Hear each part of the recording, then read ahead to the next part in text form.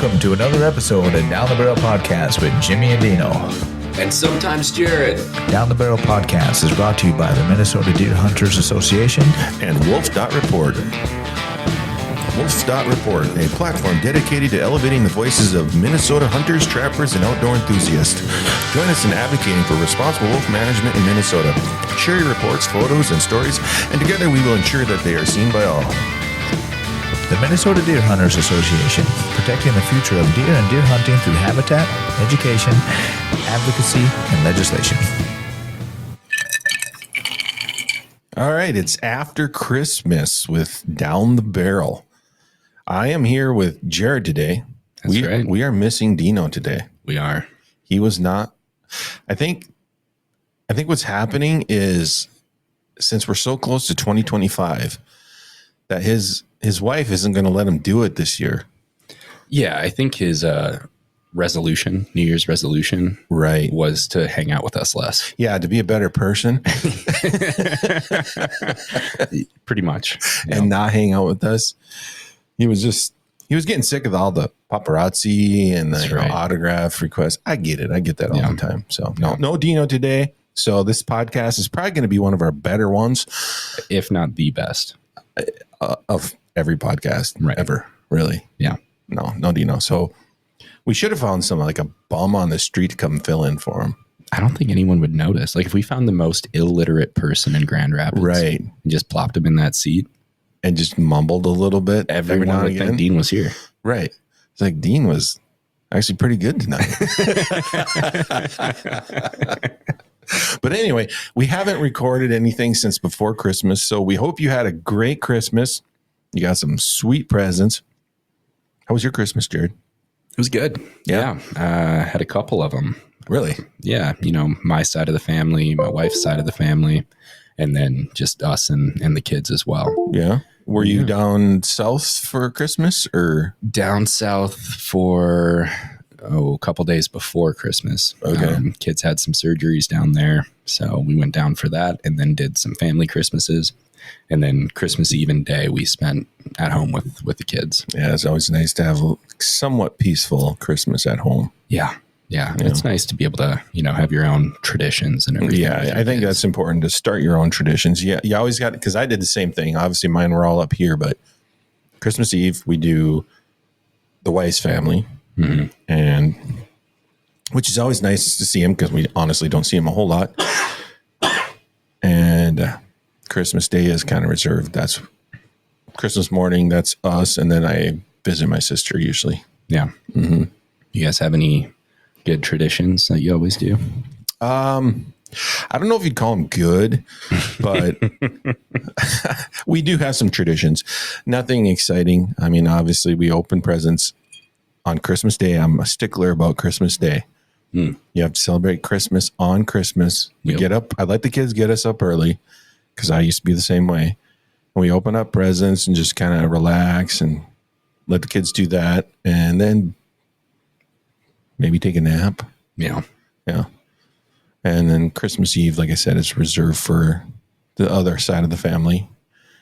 And that's usually when I have most of my fun. There you go. Mm-hmm. Yeah. If you feel what I'm laying down, I have lots of fun that day. Yeah. I got a few texts from you. Oh, really? Yeah. Okay. I hope I said Merry Christmas. I think that was in one of them. It was implied at least. Awesome. How about you? You guys got any really cool traditions? Like any? Yeah. Well, one of my favorites, since we started having kids and kind of doing our own Christmas. When you say we, you're talking about you and your wife, not me and you, right? Correct. Okay. Yes. Thank you for clarifying. Just wanted to say. We're both Polish. Right. And so we decided that we would do pierogies for Christmas every year. What is a pierogi? It's like a dumpling almost, but okay. Yeah. I think you've shown me that. Yeah. Kind of the traditional ones are potatoes and cheese inside this dumpling. And then you do the caramelized onions on top with some sour cream. It's very good. But nice. Yeah, so we made 80 pierogies this year. Damn. Yeah, kind of had a mix of the traditional, and then I did some venison pierogies. Oh, Actually bit into a bullet on one of Really? those. I did. I thought I sent you the picture. Maybe not. You might have. If you sent it on Christmas Eve, I can't guarantee I saw it. Yeah, that's a good point. But yeah, so we did the pierogies, and then yeah, we always do the Venison pierogies. That sounds awesome. Oh, they were very good. Yeah. Yeah, I did some jalapeno cheddar venison pierogies. They were very good. That's nice. We actually changed it up this year for Christmas Eve too. We usually do the whole turkey dinner, pies, BS. This year we did prime rib. Oh yeah, and it was excellent. It's hard to go wrong with prime rib. It is hard to go wrong, but no, we didn't do any fancy traditional like Irish meal or anything like that. Yeah, I mean, I did have whiskey, so I guess maybe I did, but that is all 3 Irish meals in one. That's kind of what I went for. Yeah, it's the Irish diet. Throw a potato in there and you're good. Yeah, but today, as we're recording, it is New Year's Eve. Correct. I mean, it is literally New Year's Eve. We're just rolling into it. You got any big plans? No. I'm gonna just chillax at home. Yeah, get the kids, head home. I think there's a football game. Am I making that up? No, I think you might be making up because there was a football game last night with the Lions and the 49ers. You're right. That was last night. So, yeah, I'm going to get the kids and go make dinner. Hang with the wife, maybe watch a movie, fall asleep by 10. Pretty much. We'll do that thing where you like pull up the YouTube clip of the ball dropping from last year and you play it at like 8 o'clock. For the kids, yeah. For the kids. That's a great idea. I never did that. I don't know if they had that when my kids were younger, but that is a brilliant idea. I might do that because I'm going to a party tonight. I think I'm going to pull that at like 10 o'clock so I can go home and go to bed. There you go. That's the way to do it. For sure. No one will know the difference. Yeah, by 10 o'clock they might not. So yeah, Happy New Year's. And today I think we're just going to maybe make fun of some stuff. I don't think we're going to talk about anything too serious, are we? Do we have anything serious to talk about? I don't think so. I mean, it's the end of the year. It's kind of that time to just make fun of things. Yeah, I know we have a bunch of funny Facebook posts and whatnot, which I guess if we had to pick a subject for this episode, it would probably be making fun of Jared episode, because I think most of what we're going to talk about tonight via the social media post, I think it was people making fun of you. Yeah, but I would love to make fun of Dean as well, since he's not here to defend himself. God, I think we definitely have to do that. And I'm very good at that. Yeah. But I have to make sure I don't go overboard with it because I don't want to get kicked off YouTube or anything. Yeah, there's a few things about Dean that should be said, but probably better off if we don't say on air. Yes. But if you send us $5, we will let you know what we're talking about. Just give me a phone call. Call me at the office. I'll let you know what I really think about Dean anytime. Right. You know, he used to be pretty cool, but I never knew him when he was cool. Well, he's from Kansas, so that there's different levels of cool. But I'm saying he used to be able to like do stuff, but anymore, as he gets older, he's just not really allowed to do much. Yeah. He's really on a short leash. Well, his body's given out. It's tough. I feel for the guy. As you get elderly, that's just the way of the world. But they do have medications, and I've been trying to get him to, take care of himself better. Yeah, they got ointments and creams. And creams for all of his ailments. I knew I should have got him a Christmas present with some ointments. But yes, like we said, it's just me and Jared. Dean's not here because he's at home wishing he had ointments. Probably making dinner, doing some sweeping, or I don't know what he's got going on tonight. Yeah. But I just want you guys to, if you're hearing this, make a comment. Wish Dean your best. Let us know what you think Dean is doing. Yeah. And if you have like a secret ointment for elderly people, let us know. Or if you'd like to advertise your ointment on Down the Barrel podcast, that's another one. Let us know because Dean will use it. He needs it. He might be here if he had your ointment. Anyway, where do we want to start, Jared? I don't know. I feel like we've said everything that needs to be said. I doubt it. But anyway, I think what we need to do is revisit a certain person's post on Facebook. And on that post, I'm not even 100% sure what it was about. And I don't think it even matters anymore. But you were brought up an awful lot. I think there was a picture of you when you were 16, right? I don't remember exactly how old I was. You were young. You were much younger than you are now. I was not an adult. Right. You were a young man. You had some longer hair, which I'll admit, when I was that age, I did too. But mine was called mullet. I mean, it was a sweet mullet, though. I can't say that word. It curled on the back. Yeah, it was pretty cool back then. But your hairdo was actually cooler than mine. But anyway, this certain person, who we will not name because we don't do that, posted a picture of you, as this person tends to do. It's the same picture. It's a very nice picture of you. I'm sure your mom loves it.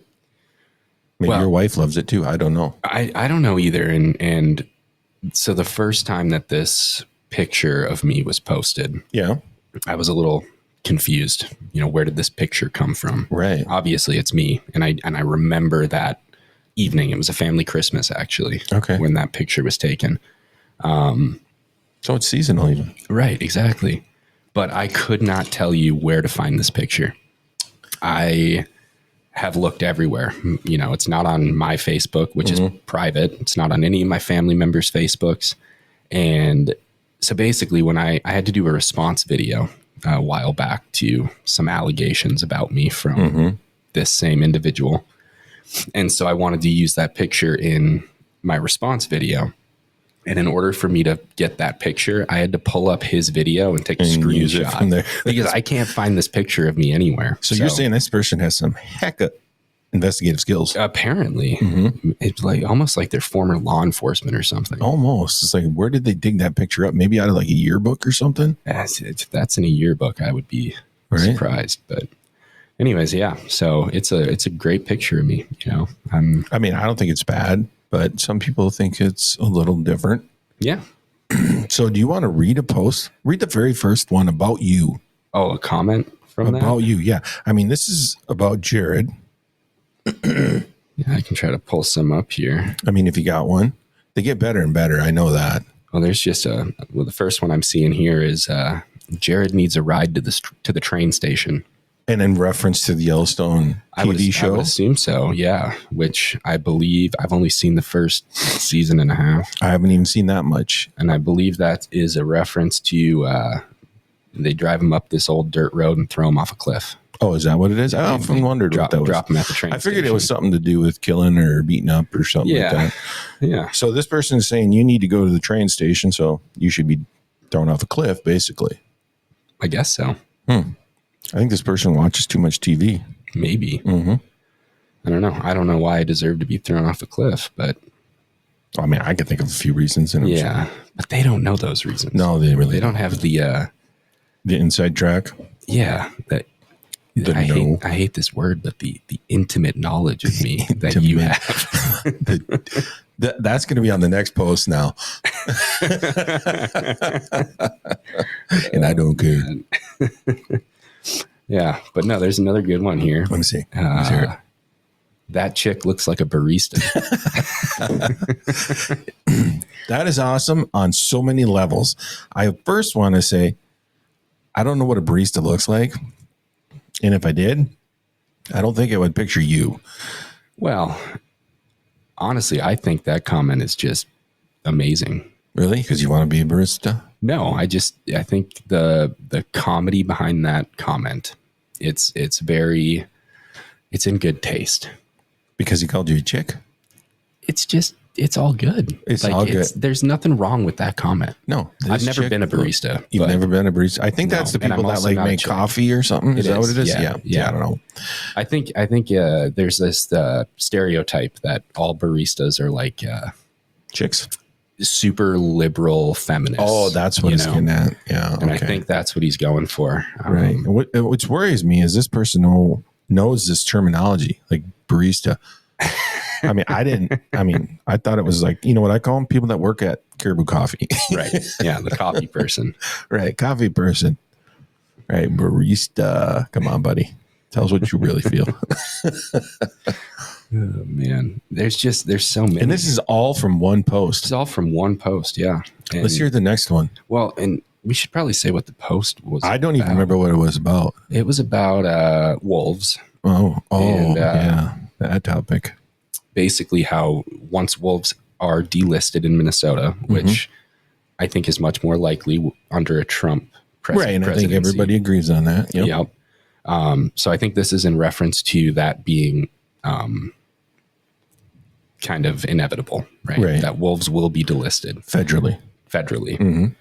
And so this is saying that once they are delisted, Minnesota has an active management plan. Yes, they do. The plan was worked on and approved by Jared, the executive director of the Minnesota Deer Hunters Association. Wow. Goes on to say, under Jared's plan, Minnesota needs to expand the wolf population from about 2,700 to 3,000 before Minnesota can actually have a wolf hunting season. Really? So let me ask you, Jared, how did you come up with this plan? Years and years of grueling research. And so what year did this plan come out, by the way? That's great question. So the plan, I believe, was published November of 2022. Really? So 2022. So you've been working on it that whole time, huh? Right here in Minnesota. Well, so I moved back to Minnesota and started with MDHA January of 23. Oh. So the plan was released before I That's crazy that they would reach out to you in Colorado. You're right. And ask you what you thought. And well, it was a true honor, really, to be. I can imagine. Some guy running an education center out in Colorado, and Minnesota DNR calls me up one day to get my thoughts. Right. What do you think we should do, Jared? Yeah. We want you to develop this plan for our state. Right. So anyway, the DNR came up with this plan like a year before you were even back in Minnesota. Well, it was published a couple months before I was back here. Oh, okay. But yeah, it was years of writing. And so basically what we're saying is you really had nothing to do with this plan, right? Nothing. The only thing I had to do with this plan was after it was released, which was, again, November, prior to my starting in January. Right. Or February, I believe it was. I went to a meeting of the Wolf Management Plan Committee, basically, which was, made up of DNR employees, made up of hunting conservation group stakeholders, Native American representatives, ranchers, all the different stakeholders involved in the wolf issue. And so I think it was in February, there was one more meeting to kind of review the final plan and say, like, it's been released, it's out there. It was more of a reflection of on the process of how the plan was developed than anything else. Okay. And again, I wasn't involved in that process, but I was at that one meeting. But you did ask him at that meeting to make sure there was more wolves, right? No, actually, the only thing that I contributed to that meeting, because I was brand new to this role, was to see how we could get the 50 cents off of every deer license sold that goes towards wolf management, how we could find a different funding source for that. Because I don't think it's fair to have our deer hunters footing the bill for wolf management. Right. But apparently it's Jared's plan. Well, I don't know if that's an honor or it's an undeserved honor. Okay. Yes. Well, it's a good thing we have the plan. Well, I'm saying if it's your plan, we could probably change it pretty quick. Yeah. Well, it's not my plan, and I have no power to change it other than lobbying, with all of our members. And that's what we do. Exactly. That's why we do petitions. That's why we do Dan the Hill. Yeah. That's why you have your meetings at the Capitol. That's right. Right. Yeah. So anyways, that's what the post is about. The whole post is about Jared's wolf management plan, which is something that does not exist. Right. The DNR's wolf management plan does exist. It's a good thing we have it. It's far from perfect, but we have it, and that's a start. And that means that once they are delisted, we have a plan in place. Right, which actually I think is you have to legally have a prerequisite. Yeah. Yep. If you don't have a plan, you can't manage the wolves. Correct. We have a plan in place. Maybe it's not perfect, but it has to be in place. So if it is federally delisted, the wolves, you can actually go forward and work on wolf management in your state. Yep. So it's a great thing that we have Jared's plan, is what I'm saying. Sure. Oh, man. But we can definitely work on it to make it better. For sure. And that's what we're doing every day. Yeah. You know, And since I have such intimate knowledge of you, I will say that I have never heard you ask or require for 3,000 wolves. I think you always hover around that 1,600 mark, don't you? so The historic. the initial the target recovery number set by U.S. Fish and Wildlife. That's the words I was looking for. Yeah, was 1,100, 1,200 wolves. Right. And so that number was not just pulled out of thin air. You know, that is through many people that are much smarter than me and more well versed on the wolf issue and on population dynamics. That is the number that they came up with. That would be a sustainable population number for wolves in Minnesota, where no one factor is going to significantly contribute to that population declining or extrapolating, you know, significantly. So that is where MDHA stands, is as that should be the target population number. Which makes sense. Right. Now, the wolf management plan that was released set a different population goal of between 2,200 and 3,000 wolves. Right. Now, this post and this person are claiming, again, my plan is stating that we must reach 3,000 wolves before we could ever have a wolf season. Oh. And that couldn't be further from the truth. Right. That 3,000, that is the top end of the population target, right? From this plan. So if we hit 3,000, we're already over the goal of the plan. Right. The goal is to keep them below 3,000. Right. Anywhere between 2,200 and 3,000. And with current population estimates at about 2,900, you can bet your ass that we're going to have a wolf season right away. Right. You know? And obviously there's the public comment period and all of that that's included in the state statute that is not ideal, but the current population estimate will not be a contributing factor to whether or not Minnesota has a wolf season. Right. And personally, I think there should be different zones in the state when it comes to wolves. Yeah. I think there should be, like in the Boundary Waters or wherever, there should be places where they are not managed. But I think in the places where you have the issues with that human wolf interaction, which is a large part of the state, then that's where you manage them. Right. So I think that needs to be clarified in any wolf plan that you come up with. Well, and if you look at, again, the different stakeholders involved in this, you know, ranchers cattle farmers are a huge part cattle, of that. Sheep. Yeah. And their inability right now to manage wolves that are killing off their livestock is a huge issue. And so just having them delisted federally, Minnesota law allows you already to protect states you can protect your livestock, your pets, and human life, right? But federal law supersedes that. So we can't do that at that point or at this point. But once they are delisted federally, then you can at least protect your property. You can protect your dogs. You can protect your cattle. You can protect your family. You know, so that alone is huge. Yeah, that will be huge. I think for the ranchers, definitely. And then obviously we look at things through a hunter's lens. Yeah, which, you know, you could talk for days on that subject. But I think there is areas in the state that definitely need wolf management to where it is affecting your deer population, because, you know, when it all adds up to, wolves may not be the only reason or the main reason, but they are part of the reason that deer population in some areas of the state have declined. Absolutely. Yeah. And it's one area that we could manage. You know, we can't obviously manage winters. No. That's out of our hands. But we do have the option to manage wolves. So I think that's fair to say that that's something that we need to do and look into in any of your plans. Anyone that tells you that wolves are the only factor contributing to a declining deer population, especially in northeastern Minnesota, is either lying to you or is just willfully ignorant. Yes. You know, there's a number of factors that contribute to this. And like you said, wolves are one of them. And they're an important one. And they're one that we should not ignore and they should be managed. Right. We can responsibly manage that one in numerous ways. And there's just certain aspects of the equation we can't. And I think most anybody would understand that. But wolves is one of them. So when they become federally delisted, I think the state needs to allow that. And maybe not in every area of the state, but in areas where the wolf-human interaction is an issue. Yeah.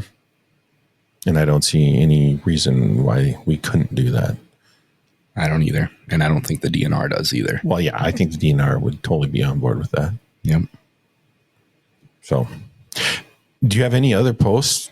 Oh, there's so many. Well, so in this picture of me again, when I'm, I don't know, 16, 17, there's a bookshelf behind me.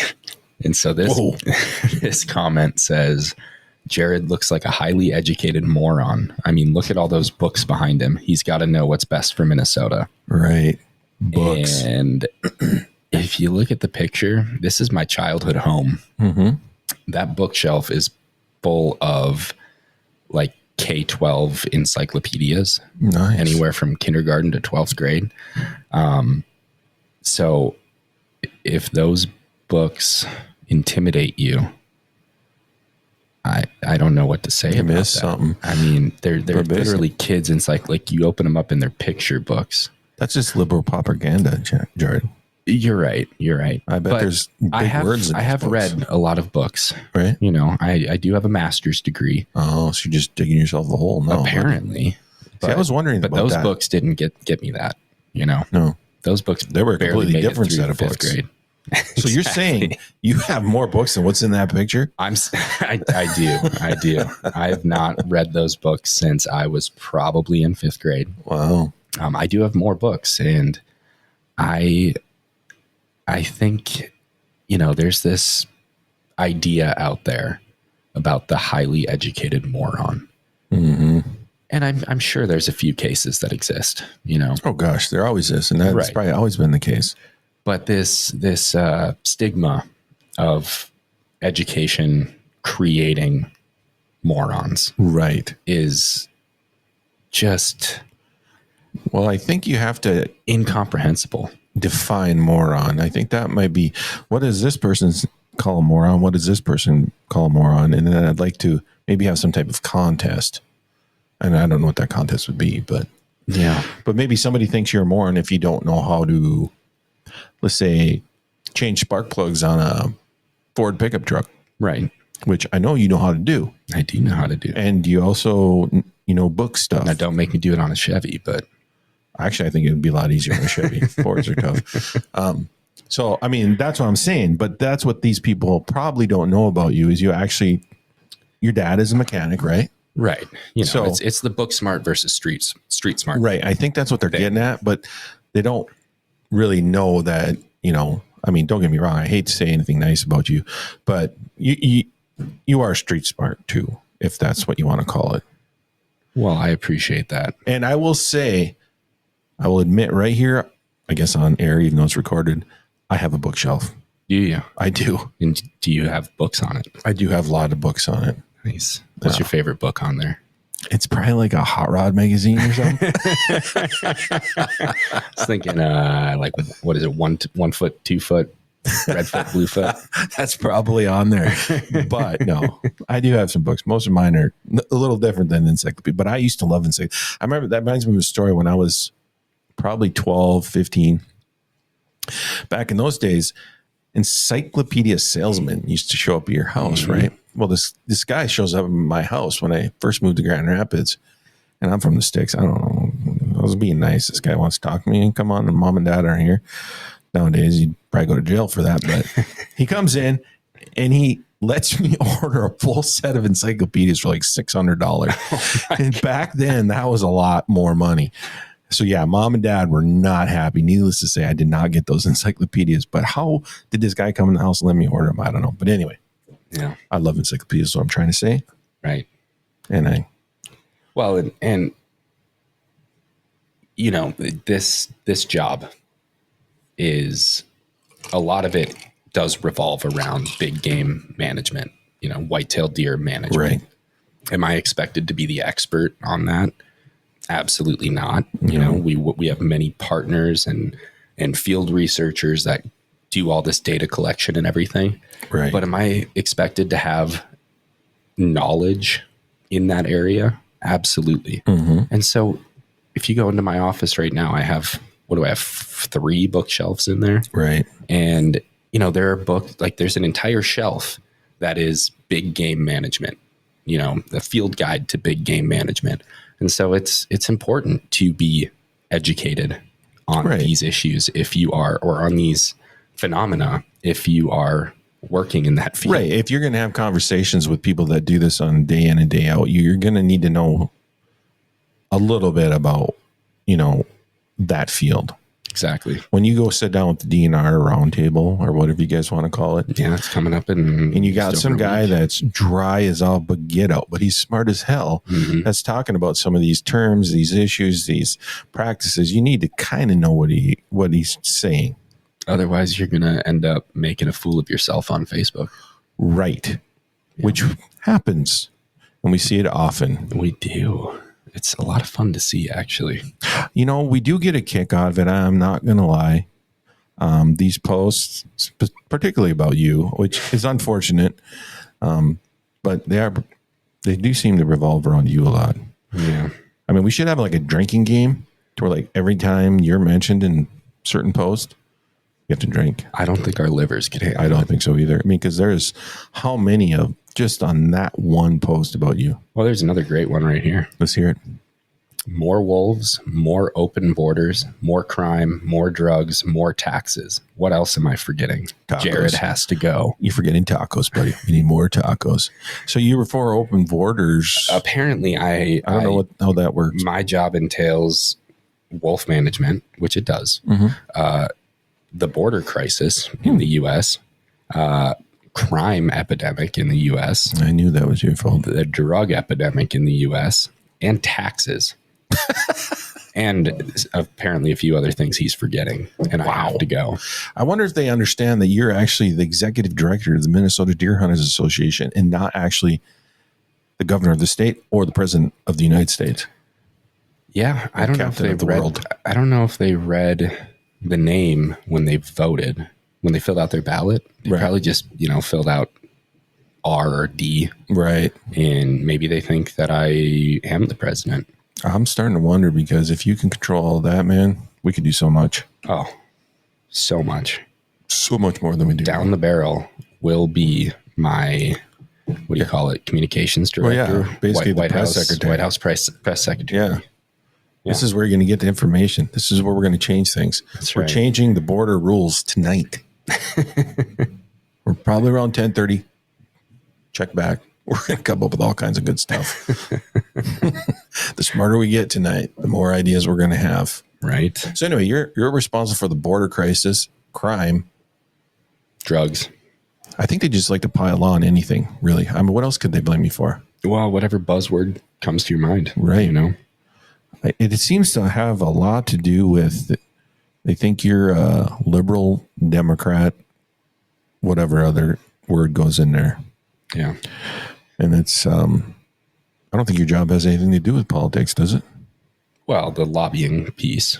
But you don't do that, do you? I mean, you talk to our lobbyist. No, I do go to the Capitol a fair amount. Right. Meet with legislators and try to move our agenda for our members' agenda forward. Well, yeah, but that's just our agenda. That's not really.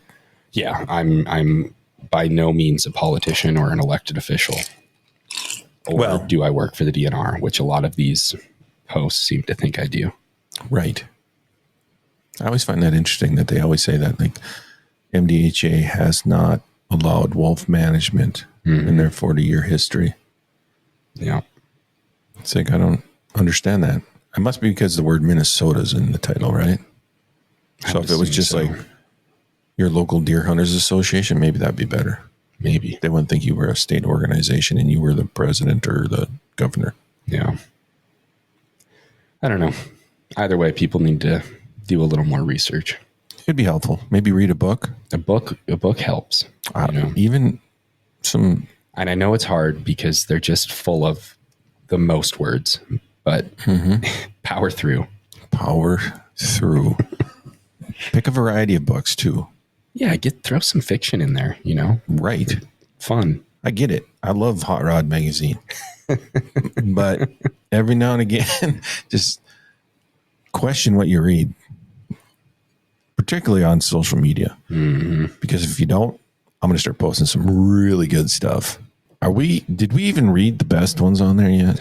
I don't know. I just moved on to another post. We have another post? I'm just kind of scrolling as we I think any post you pick from that particular page, they're going to mention you. That's true. Yeah. And they're usually pretty damn funny. I mean, the barista one, that was probably one top 5 for sure. That was a good one, man. That was a good one. So whoever wrote that, God bless you. Yeah, hats off to you. If you know who you are, that's original. Reach out and I'll send you a hat or something. I'll send you a cup of coffee. Right? Jared will make it. Yeah, my special home blend. Oh man. Well, this post, what is this one even about? So we mentioned the DNR roundtable, and last year there was a picture taken of me at the DNR roundtable. Oh yeah, sitting at a table with Representative Finke. Right, and he was like sitting behind you or something, wasn't he? She was, yes. Oh, she is. I'm sorry. She now goes by. I get it. Yeah. So, anyways, this whole post is about how Finke and I are friends and we're collaborating on all these issues. And I can tell you 100%, not that there would be anything wrong with it if I did, but I have never said one word to Representative Finke. Right. I didn't know she was at that table with me. That was the one and only session. Well, I think that's just typical behavior of this certain person group. Well, and that's where this is going, is this gets beyond that one person, you know, so anyways, this was at the DNR roundtable. It was the one and only session devoted to big game management, whitetail deer management. So I got there early, first person in the room. I sat front and center facing the teacher's pet. Yeah, exactly. Facing the projector screen and everything. And then the room kind of filled in behind me. Apparently Finke sat at that table that I was at. And this picture was taken. Well, I did do a scan around the room at some point, and I know exactly who was sitting in that seat where that picture was taken. And I saw him pointing his phone at me during this session. And so I knew this was going to come up at some point. And that individual was Senator Nathan Wiesenberg. Shocker. Right. So I wonder what kind of point he was trying to make with that photo. Well, I wonder why he was in that session if he wasn't going to pay attention to the session and was just going to try to get this gossip piece for his buddy Steve Porter. You know? Yeah. Well, I think that we all know the reason why they do what they do. And I don't know what they think they're going to accomplish, but or what they're trying to say. Yeah. Well, for the record, I've never met Representative Finke, never spoken to her. She did apparently sit at a table with me. Evidently. Yeah. And she is a representative out of where? I don't even know. No. I'm assuming, I shouldn't assume, but obviously. I would assume St. Paul, it looks like. Okay. Yeah. All right. So, yeah. So not around us. No. So we wouldn't know. Right.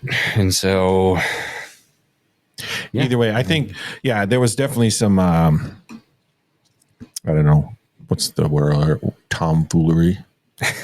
Is that a word? Yeah. I think they used to use it back in like the 1910s. Shenanigans going on there. They were trying to get some stuff on you. Right. Because I think a lot of the time they like to throw you in that, I don't even know what the gender fluid crowd. Yeah, which I don't quite understand. LGBTQIA. I don't keep up on it. But yeah, and not that there's anything wrong with that. I think we have to say that. Right.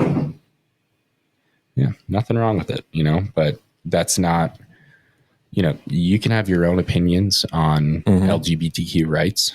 That's me as the executive director of MDHA that has literally 0% to do with anything that I do. No, I don't think we've ever brought it up at MDJ. No.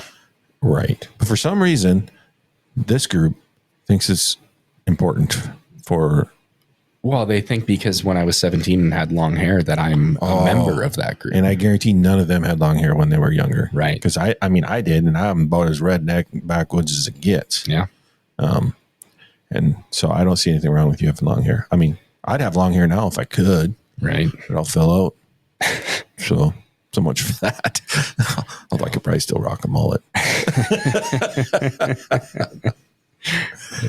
So yeah. Anyway, these posts are funny. I'm sure they rub some people the wrong way. Speaking of rubbing people the wrong way. Yeah. We haven't brought Dean up in a while. I just, it's a touchy subject. I kind of look at this chair beside me and it's empty. And I don't know. I think we're going to have to find somebody to fill it. Yeah. Somebody that's allowed to leave the house. Someone who's not under house arrest. Right. So if any of you guys want to fill Dean's spot, let us know. You have to be able to grunt and mumble every now and again. And for the record, he is softly caressing the seat cushion. I know. It's while like he's saying this. I know. It's like there's usually a body here. It's just a void. And it's like I haven't seen him in so long. And I don't even know if he's coming back, honestly. Lonely. I think he's got so many house projects to do, I'm never going to see him again.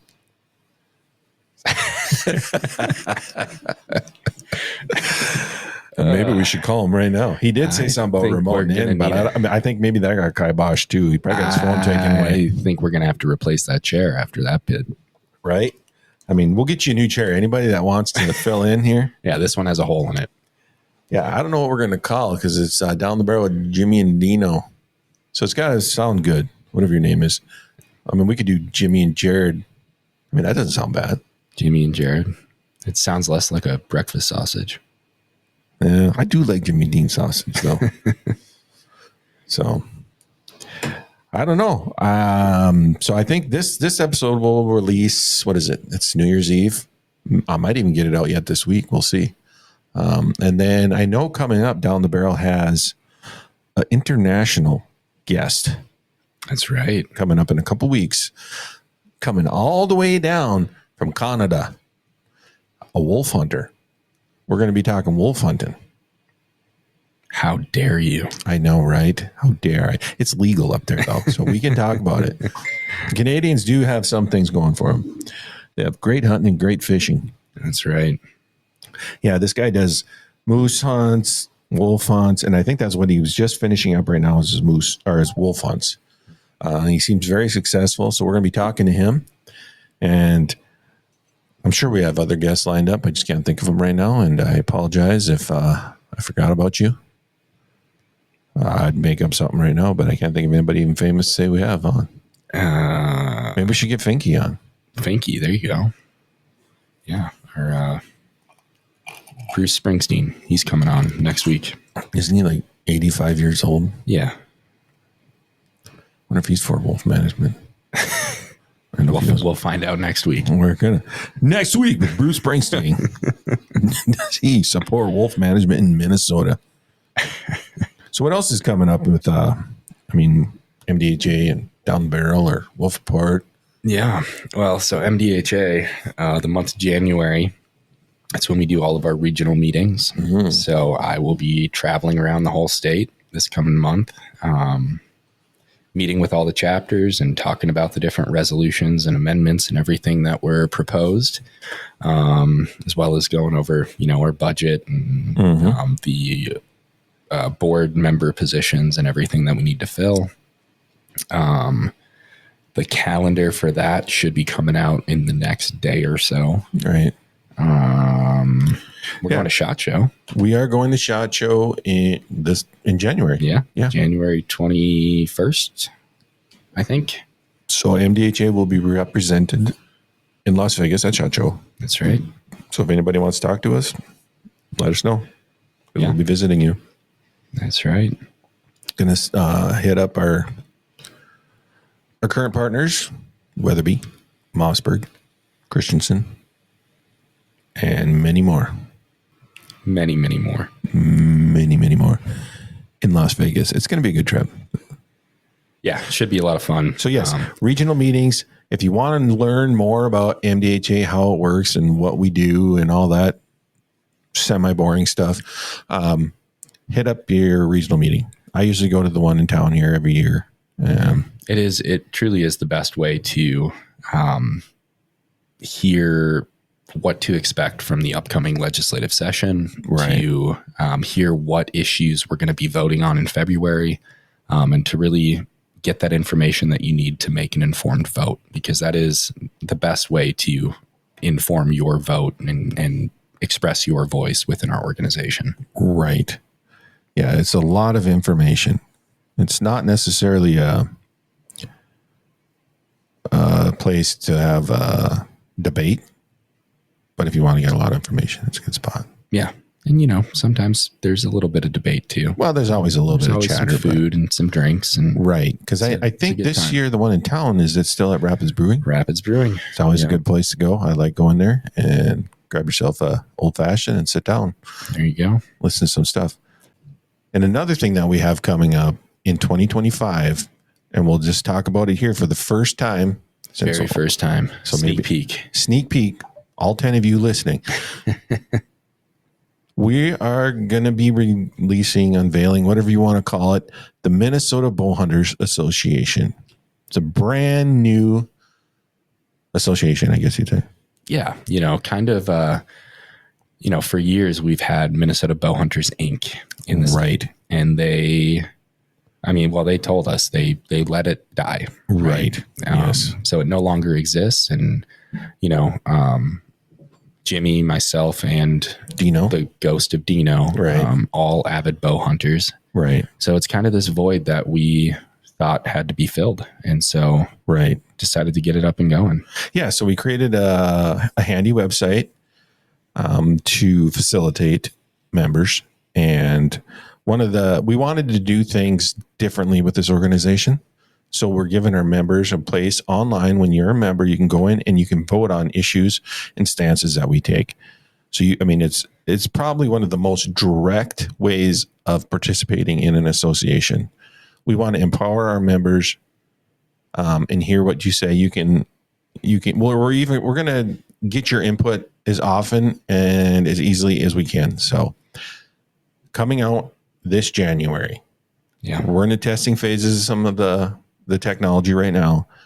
Check us out. You'll definitely hear from us. If you're a bow hunter, you're going to want to be part of this group. And we will be looking for advisors, volunteers to help us guide us on this. So keep an eye out for that. You'll be hearing about it on the MDHA Facebook page and on social media in general. So yeah, I think it'll be a great addition to the work that MDHA does. And, absolutely. Really kind of fill that need that many bow hunters feel in the state, an organization for bow hunters and only bow hunters. Right. Mm-hmm. It's going to be great. Check it out. We should be out live in the next 2-3 weeks. Can't wait. Yeah, it's going to be cool. Other than that, Jared's going to go home and chillax with the family. Yeah, I got to go, feed the pet wolves. Yes. Check your breeding program. Yep. Write some more laws called Pinky and see what she thinks. Yep. I'm going to see who I can find to replace Dean. I'll probably be posting that job later tonight. I'm not sure what website. Job description has pulse. Has pulse, can mix a drink and grunt every now and again. Yeah. Yeah. Showers once a month. That'd be nice. I mean, this is a pretty small room. I'm just trying to whenever you try to fill a position, you always try to go a step up from the previous staff member. So okay, once a month, that's our target. Once a month is good. Yeah. Yeah. And I mean, it's an easy job. I mean, it'd be nice if you could be here sometimes and not leave this empty seat, this awesome seat that we bought. That he's now caressing again. I know. It's just so empty. It feels weird not to have somebody in the co-pilot seat because you're sitting across from me. Yeah. So, yeah. Anyway. It didn't feel right. We're still mourning. We are. The loss of, do we call him a friend or acquaintance, Dean? Somebody we know. Some guy that we met. Mm-hmm. Still mourning that loss. I didn't feel I could fill that chair yet. Yeah. Might be too soon. Yeah. Might be too soon. But you'll get there. You'll get there. Someday. Mm-hmm. All right. So I think we'll cut it here. I think so. This was a special New Year's briefing. Yeah. Next year, 2025, with Down the Barrel, we're going to be here all year. We're going to change a few things up, but nothing crazy. You're going to hear a lot more from, well, me and Jared. I'm not sure if Dean will be around, but but we're still going to be, we're going to have some great guests. We got some big stuff planned. So keep listening, subscribe, like, follow, wherever, whatever, share. We appreciate it. And I guess we'll see you next year. Yeah. Happy New Year's, everyone. I hope you had a great holiday season. Mm-hmm. And we hope you got a deer this year. Can I say peace out? Sure. Is that too weird? Is that I old? mean, What do the kids say nowadays? I don't know. My daughter says Riz a lot. I don't know what that means. Riz. I'm not sure what that means. Well, I guarantee you, if you don't know, our listeners don't. That's very, very true, actually. So I can say whatever I want. But I don't want to. So peace out. Yeah. Later. The Minnesota Deer Hunters Association has been building our hunting and conservation legacy over the past 40 plus years through habitat, education, advocacy, and legislation in Minnesota for Minnesota. The Minnesota Deer Hunters Association and Wolf Report proudly sponsor this podcast. However, please note that the opinions, topics, and guests featured may not necessarily align with the views, beliefs, goals, or missions of our sponsors. The views expressed by Jimmy and Deano and podcast guests are solely their own and do not represent the Minnesota Deer Hunters Association and Wolf Report.